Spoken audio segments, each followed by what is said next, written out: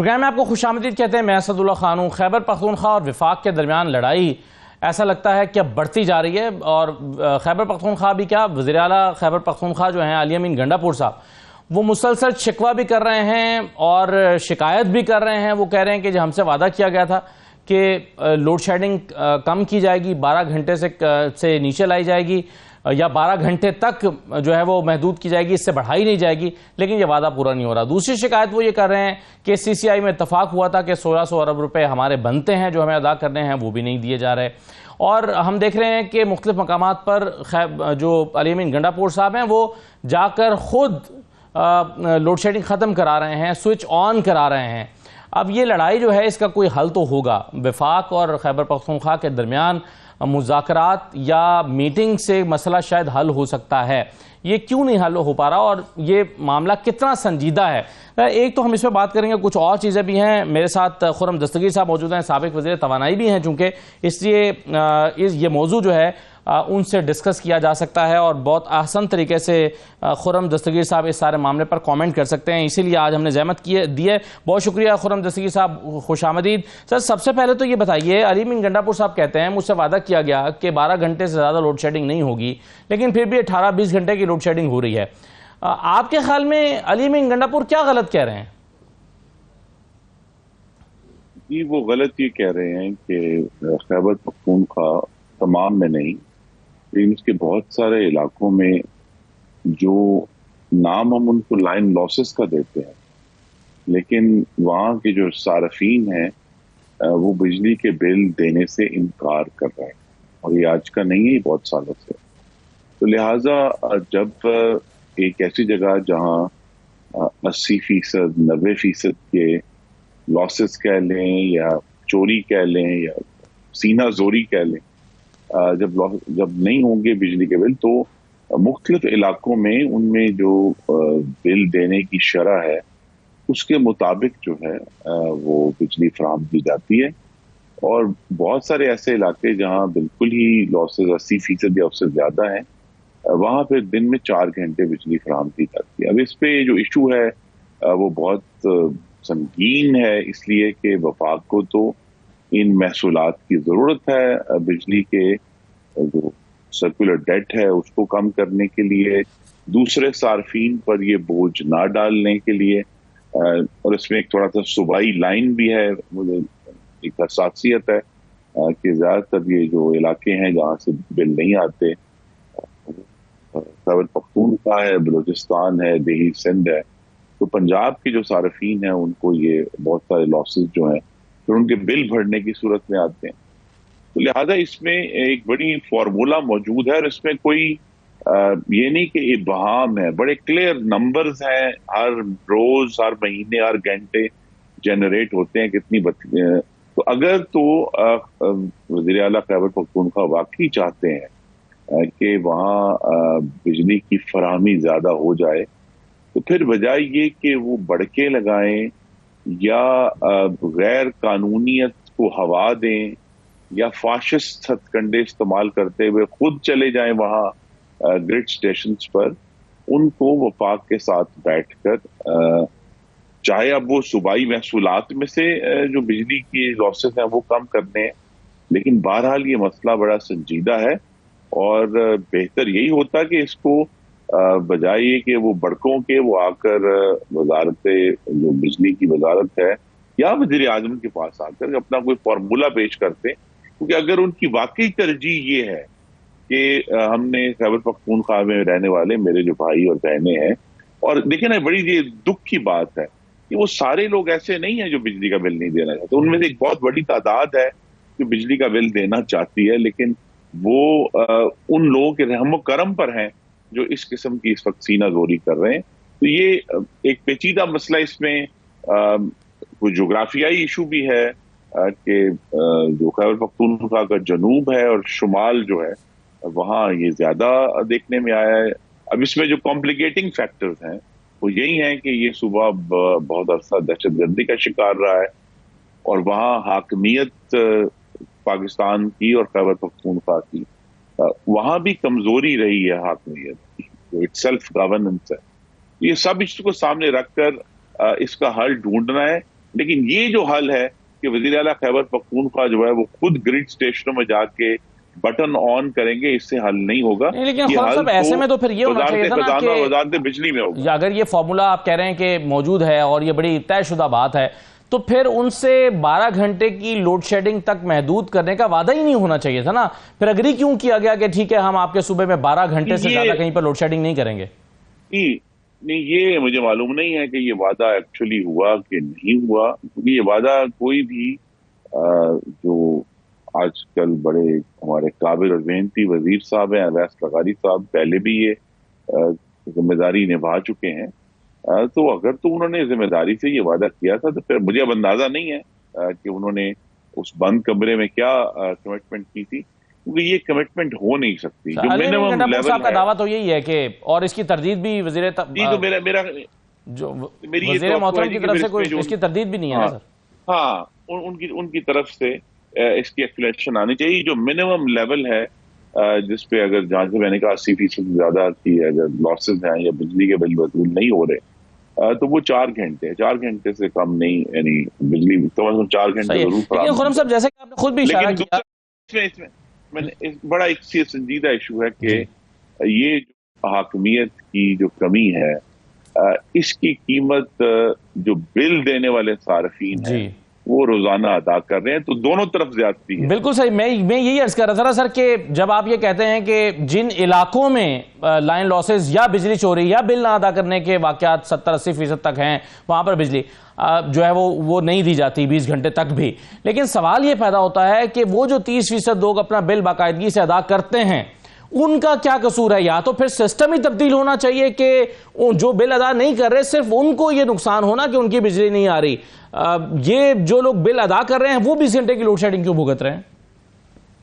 جی اس لیے کہ اس سسٹم میں اس وقت تو ٹیکنیکل استعداد نہیں ہے، اور اس پہ جب 16 مہینے کی جو 15 جماعتی پی ڈی ایم کی حکومت تھی، ہم نے اس کا آغاز کر دیا تھا جسے ہم کہتے ہیں ایڈوانسڈ میٹرنگ انفراسٹرکچر.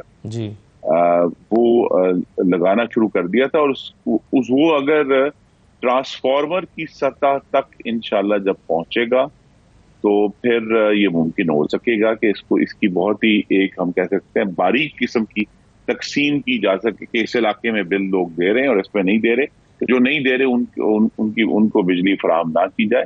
اور دوسرا اس میں یہ بھی دیکھیے ہر چیز جو ہے بس جیسے ایڈوانس میٹرنگ انفراسٹرکچر ہے، میں آپ کے ساتھ شیئر کر سکتا ہوں، ہر جو قدم حکومت اٹھانا چاہتی ہے وفاقی حکومت، اس کا بالآخر جو اینڈ پوائنٹ ہے وہ یہی ہے کہ کیا اس علاقے میں لوگ آپ کو یہ سٹیپ کرنے دینے کے لیے تیار. اب جہاں حاکمیت کمزور ہے تو وہاں ایڈوانس میٹرنگ انفراسٹرکچر پہنچانا بھی اتنا ہی مشکل ہے.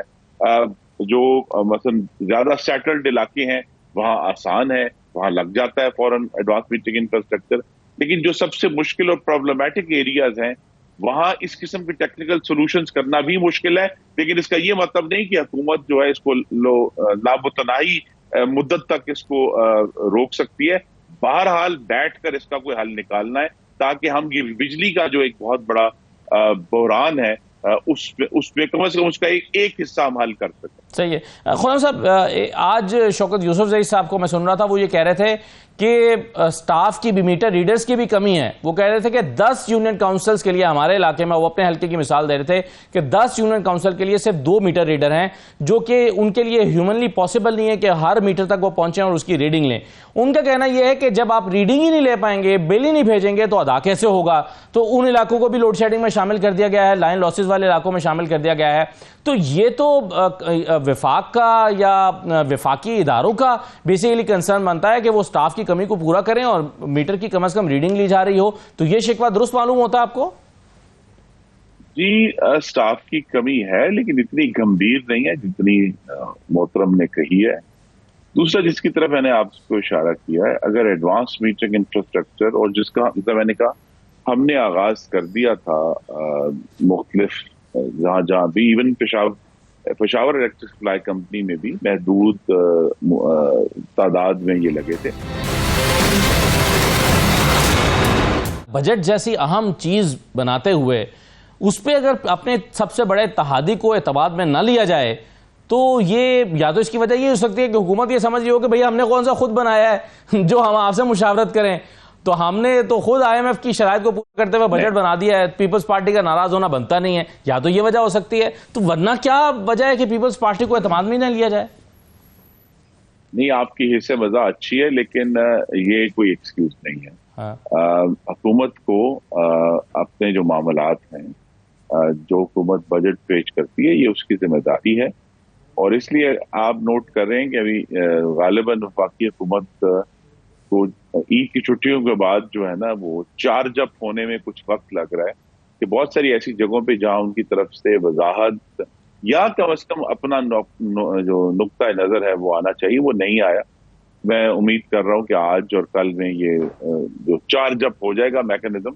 بکرے وکرے سر زیادہ کھا لیے ہیں وزراء نے اور حکومت نے؟ نہیں بکرے نہیں، غالباً جو ہے وہ آج بہت سارے لوگ جو ہیں وہ طویل چھٹیوں پر چلے گئے، اور سوموار کے روز سے اب جو ہے وہ شاید دوبارہ پورا سسٹم آن ہوگا، لیکن وہ ایک علیحدہ بات ہے۔ یہ اس پہ ایک رائے حکومت کی بھی واضح طور پر آنی چاہیے، کیونکہ میں نے آپ سے کہا کہ میں نے بھی اس کو بڑا سنجیدگی سے دیکھا ہے، اور پرائیویٹائزیشن کے اوپر ان کے ایشوز ہیں اور معاملات ہیں پاکستان پیپلز پارٹی کے، لیکن اس میں کوئی ایسی چیز نہیں ہے جس پر بیٹھ کر فوری طور پر ایگریمنٹ نہیں ہم حاصل کر سکتے۔ کچھ لوگوں کا خیال ہے جیسے کہ حنیف عباسی صاحب کا، خرم صاحب وہ یہ سمجھتے ہیں کہ پیپلز پارٹی جو ہے وہ محض سیاست کھیل رہی ہے اور پولیٹیکل گین کے لیے یہ کر رہی ہے، اور وہ کہتے ہیں کہ جی یہ حد تک عزت والا جو بل ہے اس میں بھی ہمارے ساتھ وہ ملے ہوئے تھے اور جان بوجھ کے چھٹی گئے ہیں دبئی، اور چھٹی جا کر انہوں نے یہ موقع فراہم کیا کہ ٹھیک ہے آپ کر لیں، ہمیں فیس سیونگ دے دیں، آپ اس پہ سائن کر دیں۔ وہ کہتے ہیں یہ تو مکمکا ہوا ہے، یہ حنیف عباسی صاحب کہہ رہے ہیں۔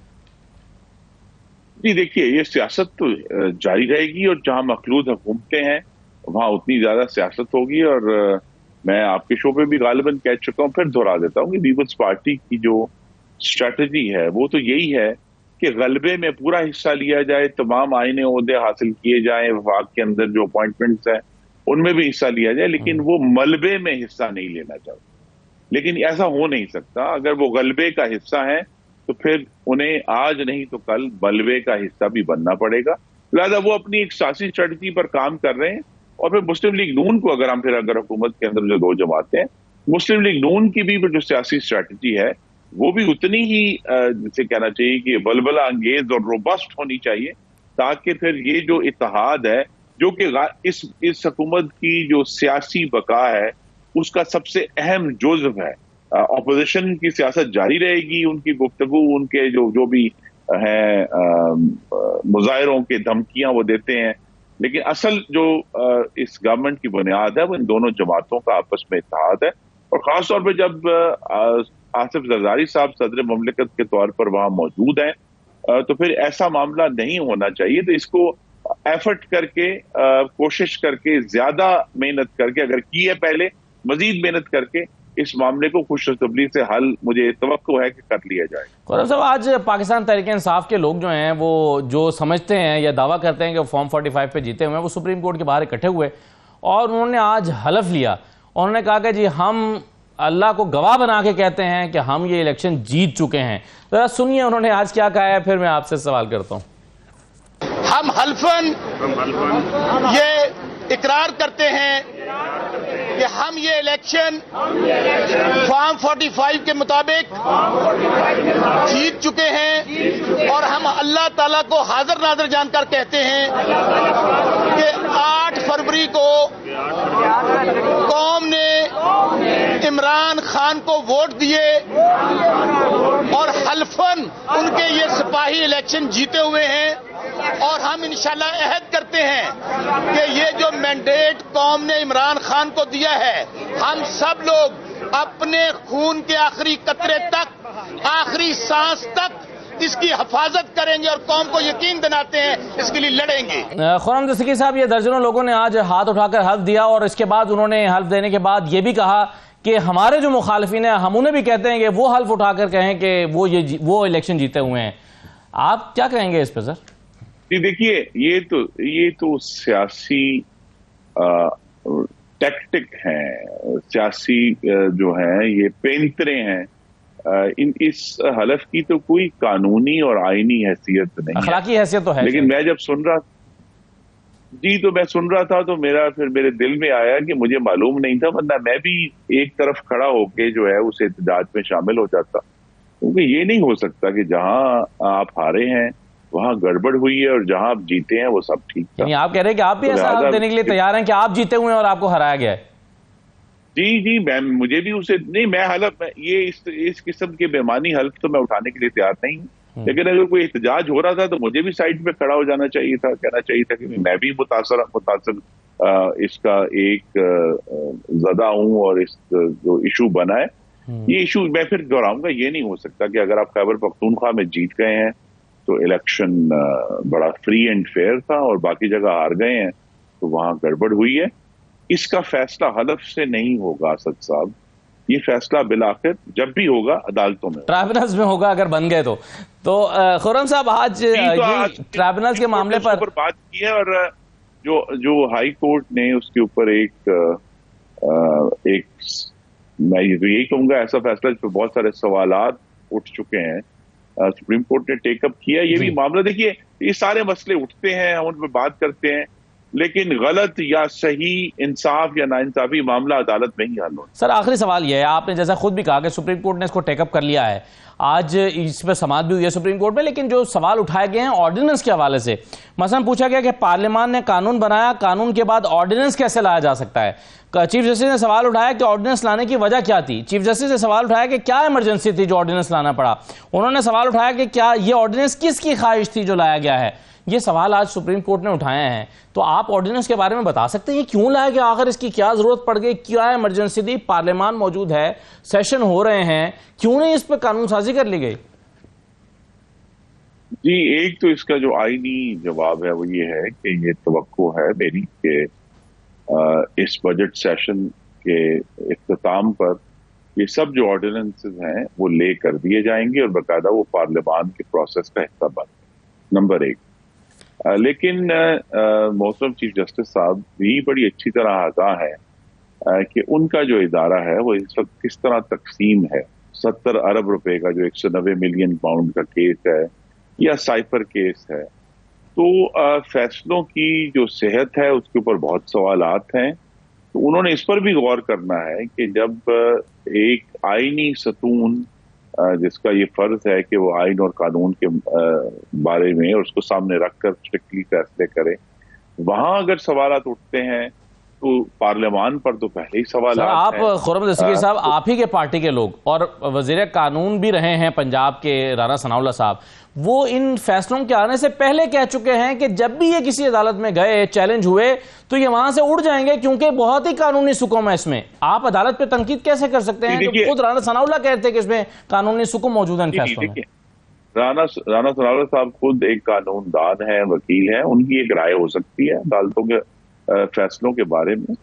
میں تو ایک جو پاکستان کی ریاست کا جو مفاد ہے اس کی بات کر رہا ہوں کہ یہ 70 ارب روپے پاکستان کے عوام کے تھے، ہیں اور رہیں گے، اور اگر وہ نہیں ملے ابھی تک پاکستان کے عوام کے خزانے کو، اور ان کو جو ہے ایک جگہ سے ناانصافی کر کے غلط کام کر کے اٹھا کر کسی اور کو ذاتی فائدہ پہنچانے کے لیے شفٹ کر دیا گیا، تو ان لوگوں کو جو ہے وہ عدالت نے ریلیف دینا شروع کر دیا۔ اب اس کے اوپر بحث ہو سکتی ہے کہ جی کیس صحیح پریزنٹ نہیں ہوا، یہ بڑی طویل بحثیں ہیں، لیکن ایشو یہی ہے کہ پاکستان کی عدالتوں میں بھی اور پاکستان کے پارلیمان میں بھی ہر وقت ایسے سوالات اٹھتے ہیں، اور یہ سوالات اٹھتے رہیں گے جب تک اللہ کرے ہم آنے والے سالوں میں اور مہینوں میں اس قسم کا سیاسی استحکام اور آئینی استحکام حاصل نہیں کر لیتے جس میں ادارے بجائے یہ کہ اس طرح کے سوالات پبلکلی اٹھائیں، وہ آپس میں بات کر کے یہ ایشوز کو ریزالو کریں۔ بہت شکریہ آپ کا خرم دستگیر صاحب پروگرام میں شرکت کرنے کے لیے۔ ایک چھوٹا سا بریک لیتے ہیں، بریک کے بعد آج لاہور ہائی کورٹ میں، سپریم کورٹ میں کیا ہوا ہے آرڈیننس کے حوالے سے، ریٹائرڈ ججز کے حوالے سے، اور ریٹائرڈ ججز کو ٹرائبونل میں لگانے کے حوالے سے الیکشن کمیشن نے کیا موقف سپریم کورٹ میں آ کر اختیار کیا ہے، ان تمام چیزوں پہ بات کرتے ہیں۔ ایک چھوٹا سا بریک لے کر واپس آتے ہیں۔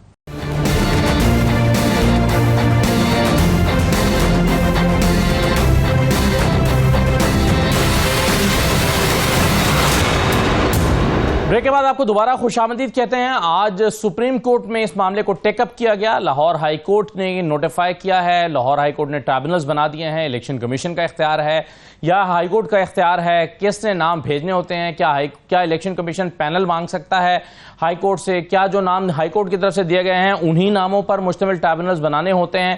یہ سارے معاملات کی تشریح کے لیے آرٹیکل 119C کی تشریح کے لیے معاملہ سپریم کورٹ میں چلا گیا ہے. آج پر ابتدائی سماعت ہوئی ہے, نوٹسز ہو گئے ہیں اور اب یہ کمیٹی کو معاملہ بھیجا گیا ہے اور اس کے لیے لارجر بینچ بنے گا. لیکن آج کچھ بنیادی سوال اس میں اٹھے ہیں جو آج ہم ابھی اپنے پروگرام میں ڈسکس کریں گے. میرے ساتھ اس حصے میں جناب فیصل چودھری صاحب موجود ہیں, ماہر قانون ہیں. بہت شکریہ فیصل چودھری صاحب, آپ کو خوش آمدید کہتے ہیں. حافظ احسان احمد صاحب ہمارے ساتھ موجود ہیں, آپ بھی ماہر قانون ہیں, سپریم کورٹ کے وکیل ہیں. بہت شکریہ. اور ریاست علی آزاد صاحب ہمارے ساتھ موجود ہیں, صدر ہیں اسلام آباد ہائی کورٹ بار ایسوسی ایشن کے. بہت شکریہ سر, آپ کو بھی خوش آمدید کہتے ہیں. میں سب سے پہلے تو فیصل چودھری صاحب, آج ایک سوال تو بنیادی طور پر یہ اٹھ رہا ہے, 119C کی تشریح کا معاملہ ہے کہ ٹرائبونل جو ہیں وہ نوٹیفائی کس نے کرنے ہوتے ہیں, ہائی کورٹ نے یا الیکشن کمیشن نے؟ اور بنیادی طور پر جو جسٹس شاہد کریم صاحب کی ایک ججمنٹ ہے جس میں کہا گیا تھا کہ 7 دن کے اندر اندر آپ نوٹیفائی کریں ان ناموں کو ٹرائبونلز کے لیے جو لاہور ہائی کورٹ نے بھیجے ہیں. اگر 7 دن کے اندر اندر آپ اس کو نوٹیفائی نہیں کریں گے تو وہ آج خود ٹرائبونل بن جائیں گے. آپ کیسے دیکھ رہے ہیں اس معاملے کو؟ دیکھیے اسد, بنیادی طور پہ اس میں شک کی کوئی بات نہیں ہے. یہ کوشچن بھی مین نہیں ہے. الیکشن کمیشن جو ہے ٹریبیونل کو نوٹیفائی کرنے کا اختیار بالکل الیکشن کمیشن کو ہے, لیکن اس کا طریقہ کار کیا ہے جو کہ پچھلے قانون جو ریپرزنٹیشن آف پیپل ایکٹ 1976 تھا اور اس کے بعد جو ابھی الیکشن ایکٹ 2017 ہے, اس کے ساتھ میں جو جوڈیشری سے اپوائنٹمنٹس ہوتی ہیں. دیکھیے آئین پاکستان میں جو الیکشن میٹرز ہیں ان کو چیلنج کرنے کے لیے ایک اسپیسیفک ڈائریکشن ہے آرٹیکل 225 میں. وہ یہ کہتے ہیں کہ الیکشن میٹرز الیکشن پٹیشن میں جو ہے کے علاوہ آپ ان کو چیلنج نہیں کر سکتے. پھر آرٹیکل 222 ہے پاکستان کے آئین کا جو کہ الیکشن کمیشن کو پارلیمنٹ کیا کیا لا بنا کے دے گی, اس میں وہ بات کرتے ہیں کہ آپ یہ بنائیں گے.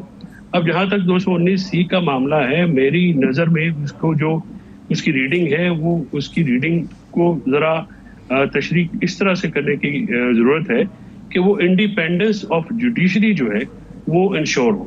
دیکھیے جب آپ یہ جو اسپیسیفک معاملہ ہے جو کہ سپریم کورٹ میں گیا, اس میں ہوا کیا؟ اس میں یہ ہوا کہ پہلے جو چیف جسٹس صاحب نے نام بھیجے جو ارسٹائل چیف جسٹس ہے یعنی شہزاد گیبا, سب سے پہلے انہوں نے جو الیکشن کمیشن میں سے ان میں صرف 2 نام جو ہیں وہ اپروو کیے پورے پنجاب کے لیے اور دیگر کو نوٹیفائی نہیں کیا, اور دیگر انہوں نے مانگے تھے انہوں نے 2 صرف ہوئے. اس کے بعد ضرورت محسوس ہوئی کہ دیکھیے بہت زیادہ کیسز ہیں کیونکہ پنجاب سب سے بڑا صوبہ ہے, سیٹیں بھی ان کی ہیں, تو پھر مزید جو ہے وہ ججز کے نام جو ہے نا وہ سارٹ آؤٹ کیے گئے. تو اس میں جو چیف جسٹس صاحب نے کہا کہ دیکھیے یہ ہماری رجسٹری جو برانچز ہیں بہاولپور, ملتان, پرنسپل سیٹ لاہور اور راول پنڈی, اس میں یہ جج میں اسپیئر کر سکتے یہ الیکشن میٹرز کو سننے کے اہل ہیں. اور وہ اس کو کہتے ہیں میننگ فل کنسلٹیشن جو کہ جہاں ٹرسٹ کیس میں ہے. پھر ایگزیکٹو کو ابھی تو یہ چیلنج بھی ہوا ہے معاملہ کہ ایگزیکٹو میں آپ چیف جسٹس صاحب کی جو کنسلٹیشن ہوتی ہے وہ صرف یہ نہیں ہے for the sake of consultation نہیں ہوتی, وہ میننگ فل کنسلٹیشن ہوتی ہے. میننگ دیر بائی وہ بائنڈنگ ہے. اور دوسری بات یہ اسد کی جو الیکشن کمیشن ہے وہ ایک ایگزیکٹو اتھارٹی ہے کہ سپریم کورٹ کی لاتعداد ججمنٹس ہیں اس کے اوپر جن کے ذمہ الیکشن کرانا ہے, صاف شفاف ایماندارانہ طریقے سے الیکشن کرانا ہے. اس کے ساتھ اگر آپ ٹریبیونلز میں جو کہ جوڈیشل پروسیڈنگز ہوتی ہیں جس کی appeal supreme court of Pakistan کے پاس جاتی ہے, اس میں اگر آپ ایگزیکٹو کی مداخلت کو برقرار رکھیں گے یعنی نوٹیفائی کرنے تک تو ٹھیک ہے, آپ نے جب وہاں سے نام آئے تو الیکشن کمیشن کو وہ نوٹیفائی کر رہے ہیں جو چیف جسٹس صاحب کی کنسلٹیشن سے آپ نے کیے. اور مزے کی بات یہ ہے کہ پورے 3 صوبوں میں انہوں نے وہی نام اپوائنٹ کیے ہیں جو کہ چیف جسٹس صاحب نے ان سے کنسلٹیشن میں ان کے پاس آئے.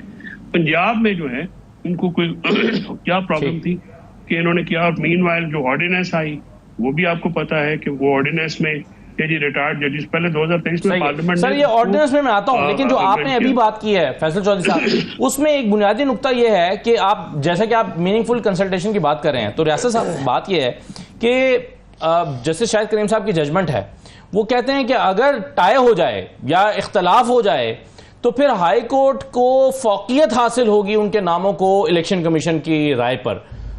یہ ابھی ججمنٹ آئی ہے حال ہی میں, لیکن بہرحال ہم دیکھ رہے ہیں کہ اس پہ حتمی جو ہے وہ 119C کے بارے میں آج چیف جسٹس آف پاکستان نے یہ کہا ہے کہ یہ تو بالکل کلیئر ہے کہ نوٹیفائی تو الیکشن کمیشن نے کرنا ہے.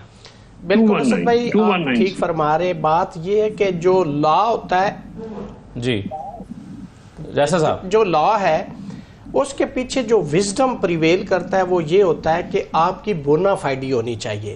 اب لا تو بہت خوبصورت ہے لیکن اس کے پیچھے جو کار فرما معاملات ہے وہ بہت امپورٹنٹ ہے. کسی بھی آپ دیگر ملک کو اٹھا لیں تو وہاں پہ جتنی بھی لیجسلیشن ہے وہ بونا فائڈی پہ مبنی ہے اور ان دا انٹرسٹ آف جو institutions and nation and the country وہ ہے. اب یہاں پہ ایک نیا فینومنا ہے پاکستان کے اندر کہ جس ادارے کے پاس بھی اختیار ہے اگر وہ اس کو مس یوز کرتا ہے, اس کی کلرفل ایکسرسائز کرتا ہے, مس یوز آف اتھارٹی کرتا ہے, تو یہاں پہ ایشو یہ آ رہا ہے. اب کیا پرابلم ہے الیکشن کمیشن کو کہ اگر جیسے فیصل بھائی نے ابھی فرمایا کہ باقی صوبوں کے اندر وہی نام نوٹیفائی کر دیے گئے تو پنجاب میں کیوں نہیں کیے گئے؟ یہ جو وزڈم اس کے پیچھے جو انٹینشن ہے نا وہ میٹر کرتی ہے. بھائی آپ نے نام مانگے, انہوں نے نام بھیج دیے, آپ اس آرٹیکل کا جس کا ریفرنس آپ نے دیا اس کے مطابق نوٹیفائی کرنے کا اختیار بالکل ٹھیک ہے ان کے پاس ہے. مطلب وہی ناموں کو نوٹیفائی کرنا پڑے گا, وہی کرے گا. الیکشن کمیشن پینل نہیں مانگ سکتا. الیکشن کمیشن کے پاس ڈسکریشن کون دے سکتا ہے جس کو لوگ یہ کہتے ہیں, پولیٹیشین یہ کہتے ہیں کہ یہ امپارشل ادارہ ہی نہیں ہے.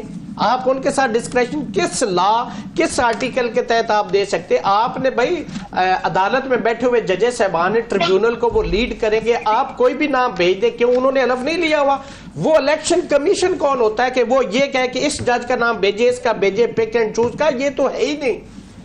چیف جسٹس کی ڈسکریشن ہے, وہ کسی کو بھی 2-4 جتنے وہ نام ٹریبیونل. تو پھر میننگ فل کنسلٹیشن کا کیا مطلب ہوا؟ میننگ فل کا فیصل بھائی نے بالکل ٹھیک کہا کہ وہ بائنڈنگ ہونی چاہیے. میننگ فل کنسلٹیشن کا جیسے 175A جو کانسٹیٹیوشن آف 1973 کا اپوائنٹمنٹ آف ججز کا طریقہ کار ہے, اس سے پہلے جو تھا وہ with the consultation of prime minister ججز لگائے جاتے تھے. اس پہ بھی پھر ایک ججمنٹ تھی کہ یہ جو کنسلٹیشن ہے وہ میننگ فل ہونی چاہیے, بائنڈنگ ہونی چاہیے, کہ جو وہاں کہا جائے اس کی یہ امپورٹنس ہے, وہ بائنڈنگ ہونی چاہیے. اب سوال یہ پیدا ہوتا ہے کہ یہاں آپ نے ٹریبیونل کے اندر جن کو ججز صاحبان کا آپ نے نام بھیجا ہے, آپ ان کو کام کرنے دو. آپ کو کیا اعتراض ہے؟ آپ کو تو بونا فائڈی شو کرنی چاہیے. لوگوں کے معاملات ہے, جو بھی جج کا نام آتا ہے آپ اس کے سامنے میٹر جائے اور جو ایگریوڈ لوگ ہیں وہ پیش ہو اور وہ ڈیسائیڈ کرے.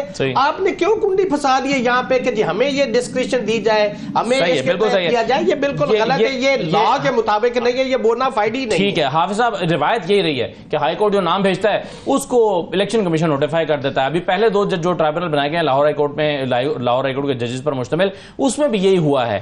تو اب کیا یہ الیکشن کمیشن کا اختیار ہے کہ وہ یہ کہہ سکے کہ مجھے یہ جج پسند ہے اور یہ پسند نہیں, آپ مجھے پینل بھیجیں, میں اپنی مرضی سے چوز کروں گا؟ بسم اللہ الرحمن الرحیم. مسعود آپ کا شکریہ. اس وقت ہم پیورلی ایک کانسٹیٹیوشنل جو لینگویج ہے اس پہ ہم بات کریں گے, اور دوسرا ہمارا لا کیا کہتا ہے. نمبر 1 یہ ہے کہ اس سارے پروسیس کو کانسٹیٹیوشن اور جو آپ کا الیکشن ایکٹ 2017 ہے اس کے سرٹن سیکشنز ڈیل کرتے ہیں. ایک ہے سیکشن 219C جس کی طرف ٹریبیونلز کی اپوائنٹمنٹ اور الیکشن کمیشن آف پاکستان کا پریروگیٹو ہے کہ وہ اس کو کرے, اور یہ کانسٹیٹیوشنل پاور ہے, لا میکنگ نے دی ہے. دوسرا آرٹیکل 222 ہے جس کے اندر جو مینڈیٹ اور فنکشنز آف ECP ہے, اور 225 یہ ہے کہ کوئی بھی الیکشن ڈسپیوٹس آئے گا تو اس کو الٹیمیٹلی آپ کو ڈیسائیڈ کرنا پڑے گا تھرو الیکشن پروسیس کے اندر جو الیکشن پٹیشنز ہے. اسی طرح پھر اس کے آگے سیکشن 140 ہے جس کے اندر اپوائنٹمنٹ ہوگی کس طرح ان ٹریبیونلز کے اندر. پھر 148 ہے کہ جس کے اندر یہ ہے کہ اگر یہ 180 دن کے اندر فیصلہ نہیں کرتے تو اس کے اوپر election commission of Pakistan concern chief justice کو کہہ سکتا ہے کہ جی آپ ان سے دوسرے کام واپس کریں اور ان کو کام کرنے دیں. اور تیسرا ہے 151 ہے کہ جس کے اندر الیکشن کمیشن آف پاکستان کو لا آتھورائز کرتا ہے کہ وہ پٹیشنز کو ایک سے دوسری طرف ٹرانسفر کر سکتا ہے, جس طرح ابھی آپ کے سامنے اسلام آباد ہائی کورٹ کا ایک میٹر چل رہا ہے.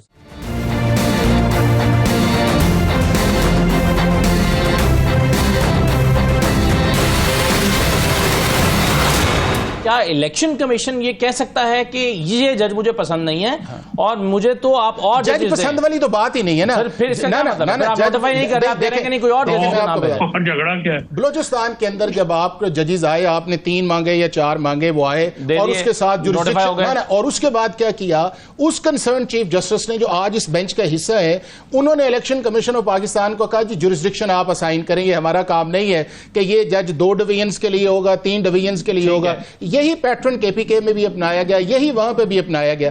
یہاں پہ پرابلم اس کے اندر یہ آ گئی ہے کہ جب وہ چیزیں آپس میں چل رہی تھیں, اس وقت جب اس معاملے کو ہائی کورٹ کے اندر لے کے گیا, تو میں یہ سمجھتا ہوں کہ ہائی کورٹ کے جج صاحب نے ایکسیڈنگ آف جورسڈکشن اس معاملے کے اندر کیا ہے کہ اگر وہ معاملہ ریزالو نہیں ہوتا تھا تو وہ چیف جسٹس اور چیف الیکشن کمیشن کا تھا, اس کو اس ریٹ آف مینڈمس کے اندر جا کے آئیڈیلی کیا ہونا چاہیے تھا, آئیڈیلی اس کے اندر نام مانگے گئے, نام بھجوائے گئے, الیکشن کمیشن نے کہا کہ نہیں. نہ میں اس کے اندر رہا ہوں نہ, نام ایک یہ تھا کہ چیف الیکشن کمشنر کو یا الیکشن کمیشن کو ایک لیٹر جس طرح انہوں نے سارے پروونس کو ڈالا تھا, اس کے بعد ایک ریکویسٹ کرتے کہ سر ہم آپ سے میٹنگ کرنا چاہتے ہیں فار دی اپوائنٹمنٹ آف ججز انڈر سیکشن 140 کے. وہاں پہ چلے جاتے اور وہاں پہ جا کے یہ کہتے کہ سر ہمیں یہ چاہیے تھا الیکشن کمیشن کو, بالکل چاہیے تھا الیکشن. دیکھیں نا کہ معاملہ یہ ہے کہ ہم اپنے آفیسز کے اندر بیٹھ کے ہم ترم خاں بنے ہوئے ہیں, کیوں الیکشن کمیشن نہیں جاتا چیف جسٹس کے پاس اور جا کے کیا کنسلٹیشن جو ہے, کیا یہ صرف کاغذوں کی حد تک ہے کہ ایک لیٹر ڈال دے دوسرا اس کے, بالکل ہونی چاہیے. اور ابھی بھی میں آپ کو بتاؤں, ابھی بھی آپشن یہ کھلا ہے,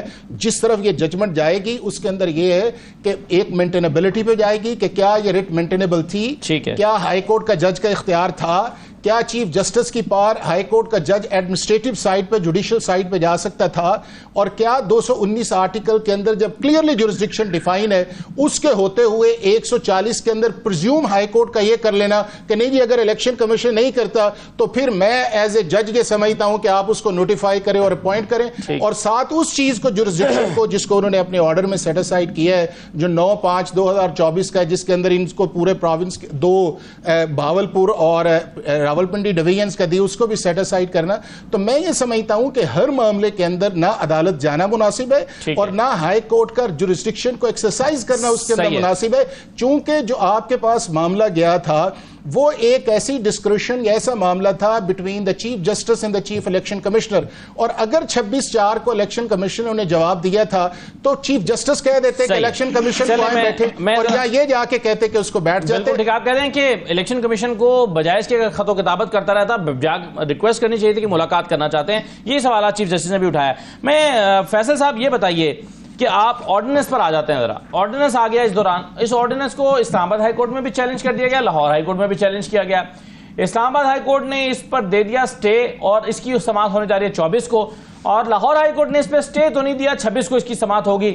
اب سوال نوٹسز جاری ہو گئے وہاں پہ بھی, لیکن سپریم کورٹ میں یہ چیلنج نہیں ہوا. اب یہ بتائیے کہ جو آرڈیننس ہے کیا یہ اس کیس کو جو سپریم کورٹ میں چلا گیا ہے اس پر کوئی امپیکٹ ڈال سکتا ہے؟ کیونکہ آج پوچھا ہے چیف جسٹس نے کہ کیا ہمارے پاس چیلنج ہوا ہے, بتایا گیا کہ نہیں چیلنج یہاں پر نہیں ہوا ہے, اور الیکشن کمیشن تو کہہ دے گا کہ بھائی ہم تو پابند ہیں آرڈیننس کے مطابق فیصلہ کرنے کے. نہیں, ایسے سب سے پہلی بات تو یہ ہے کہ میں جو پہلے حافظ صاحب نے, پلیز مجھے ٹائم کا ذرا کنسٹرینٹ ریلیکس کیجیے گا. پہلی بات یہ ہے کہ آرٹیکل 219C کی جو انٹرپریٹیشن ہے وہ بالکل غلط ہے. وہ آرٹیکل 219 جو ہے وہ duties of the election commission ہے. Duties of the election commission میں ایک فرض ان کا یہ ہے, وہ اپائنٹمنٹ آف الیکشن ٹرائبونلز ہے ایز پر لا, اور آرٹیکل 189 اور 203 کے تحت جو judgments of the supreme court اور ہائی کورٹ ہیں وہ بائنڈنگ ہیں آل ایگزیکٹو اتھارٹیز کے اوپر. سو ایک جو پوائنٹ جو ہے وہ جب یہ ڈیسائیڈ ہو جاتا ہے تو پھر وہ جو ہے وہ اپنا اشاروں کو کرنا پڑتا ہے, تو اس پہ کوئی جو ifs and buts نہیں ہے. دوسری بات یہ ہے کہ جو یہ کہا گیا کہ چیف جسٹس کا تھا کام اور ایک جج صاحب نے کر لیا, مجھے یہ بتائیں انڈائریکٹلی جج صاحب کو ایکیوز کیا جا رہا ہے کہ جیسے ان کا کوئی پرسنل وہ کوئی الیکشن لڑے یا ان کا کوئی پرسنل انٹرسٹ ہے سارے معاملے میں. دیکھیے ان کا تو کوئی انٹرسٹ نہیں ہے. اگر ایک جج کے سامنے کانسٹیٹیوشنل کویسچن آئے گا تو وہ ڈیسائیڈ تو کریں گے اور ایز پر دیئر وزڈم کریں گے. اب آ جاتے ہیں ہم جو آپ نے بات کی کہ سپریم کورٹ میں آرڈیننس چیلنج نہیں ہوا. دیکھیے اسلام آباد ہائی کورٹ میں 2 چیزیں چیلنج ہوئی. ایک چیلنج ہوئی vires of the ordinance. Ordinance کیسے جاری ہوا؟ آپ نے جب 2 ججز کو اپوائنٹ کر دیا باقی جج آپ کو پسند نہیں تھے. Chief justice chief election commission یا الیکشن کمیشن کا یہ ڈسکریشن نہیں ہے کہ وہ یہ کہے کہ یہ چہرہ, جیسے ریاست صاحب نے کہا نا کہ مجھے یہ چہرہ پسند اور وہ چہرہ پسند نہیں ہے. دیکھیے رائٹس ہیں لوگوں کے, کنٹیسٹنٹ کے, جو کہ پارٹیز ہیں الیکشن میں. الیکشن کمیشن اس میں پارٹی بنا ہوا ہے. یہ پہلی دفعہ ہوا ہے پاکستان میں کہ جو ہے الیکشن کمیشن کے خلاف سیریس ایلیگیشنز. آپ خود اس کے اوپر بیٹھے ہیں, پھر آپ نے ایک آرڈیننس ایشو کیا ہے صدر صاحب نے, ان صدر صاحب نے جو کہ ایکٹنگ صدر صاحب تھے, جن کی اپنے خلاف الیکشن پٹیشن پینڈنگ پڑی ہوئی ہے لاہور میں, اور وہ نہیں چاہتے کہ وہ سنی جائے. انہوں نے کہا یہ ریٹائرڈ جج without consultation of the chief justice لگائے جائیں گے. پہلے جو ہے 2023 میں پارلیمنٹ نے اس کو امینڈ کیا, امینڈمنٹ بل 2023 الیکشن ایکٹ 2017 امینڈمنٹ ایکٹ 2023 کا, اس کو آپ نے امینڈ کیا جی. اور اس کے بعد جو ہے ابھی ایک آرڈیننس کے ذریعے آرڈیننس چیلنج ہوا ہے وائرز, یعنی اس کے وہ آئین کے مطابق نہیں ہے. دوسرا جو ٹرانسفر کیا گیا, آپ وہ جو کیونکہ پینڈنگ سبجوڈس میٹر ہے اور میں ایک پارٹی کا وکیل بھی ہوں, لہٰذا میرے لیے بڑا ٹف ایک ہے, میں زیادہ بات نہیں کر سکتا. دیکھیے اس میں یہ ہوا کہ آج جو جج صاحب ہیں سٹنگ جج ہائی کورٹ کے, آپ ایک طرف ریکویسٹ کرتے ہیں کہ جی آپ ہمیں ٹریبیونلز دیں, جی سٹنگ جج ہائی کورٹ کا دیں. اس کے بعد آپ ہائی کورٹ کو آپ کے ماتحت تھوڑی ہو جائے گی, ماتحت تو نہیں ہے الیکشن کمیشن کے. وہ جو سٹے ہوا ہے وہ اس بات پہ ہوا ہے کہ جو ایلیگیشنز وہاں پہ لگے گئے, نہ ان کا کوئی ثبوت ہے, نہ ان کا کوئی اپنا مٹیریل سبسٹینس ہے, ایویڈنس ہے, نہ ہی کوئی مٹیریل پرووائڈ کیا گیا, اور صرف جو ہے وہ اسرشنز اتنی سیریس ہیں ان جج صاحب کے اوپر, یعنی نیپوٹزم کا نام ان پہ ہے, فیورٹزم کا نام ان پہ ہے. یعنی وہ فائنڈنگز اگر وہ سیٹسفائڈ نہیں ہوتی ہیں تو ان کے خلاف تو ریفرنس پینڈنگ 209 میں چلا جائے گا, اور ایک پھر یہ رواج بن جائے گا کہ ڈی سی اے سی کسی بھی جج کے خلاف کوئی مٹیریل جو ہے وہ لائیں کسی بھی طریقے سے, اور دوسری کوئی پارٹی جا کے ان کو جو ہے آپ یہ کام نہ کرنے دیں. So this question basically relates with independence of judiciary. This ordinance is interference, election commission کی insistence interference in independence of judiciary, and I hope کہ سپریم کورٹ جو ہے وہ انڈیپینڈنس آف جوڈیشری کو بالکل گارڈ کرے گی, اور جس طرح سے پریویس جو ججمنٹس آئی ہیں. باقی complications, you know, if I start arguing with the subsection and sections and clauses and sub clauses, so وہ کوئی بات نہیں ہے. موٹی بات یہ ہے الیکشن کمیشن کا کوئی انٹرسٹ نہیں ہونا چاہیے. جو ججز آئے ہیں وہاں سے ان کو اپوائنٹ کریں. پنجاب میں جان بوجھ کے صرف 2 کو اپوائنٹ کیا گیا تاکہ وہاں پہ جو ہے, کیونکہ سب سے زیادہ دھاندلی جو ہے وہ پنجاب میں ہوئی ہے. اس کو دیکھیں یہ آرگنائز فراڈ ہے کانسٹیٹیوشن اینڈ لا کے اوپر, اور اس کو کور اپ کرنے کے لیے ایک آرگنائز فراڈ اور کیا جا رہا ہے. دس از مائی اوپینین کہ یہ جو پہلے بالکل صحیح ہے سر. آپ کہہ رہے ہیں کہ اگر جج کا نام کیا گیا تو اس پر الیکشن کمیشن کو کوئی اعتراض ہونا نہیں چاہیے, آخر وہ لاہور ہائی کورٹ کا جج ہے. اب اس میں ایک اور معاملہ بھی ہے کہ ٹرانسفر اگر ٹرائبونل ہی ہے کہ اسلام آباد ہائی کورٹ جیسے کہ, اگرچہ ٹرانسفر کا اختیار الیکشن کمیشن کے پاس موجود ہے, لیکن اگر ٹرائبونل ہی ایک ہو تو کیا ہوگا. بہت شکریہ آپ کا, آپ سب کا پروگرام میں شرکت کرنے کے لیے. فیصل جوہری صاحب آپ کا بھی شکریہ. بس اس میں دلچسپ بات یہ ہے کہ 120 دن کے لیے آرڈیننس لایا جاتا ہے, اس کو 120 دن کے لیے اور توسیع دی جا سکتی ہے. یہ 240 دن ہوتے ہیں, جبکہ ٹرائبونل میں کسی بھی ڈسپیوٹ کا فیصلہ 180 دن میں کرنا ہوتا ہے. تو یہ اس میں دلچسپ پہلو ہے. اجازت دیجیے, اللہ حافظ.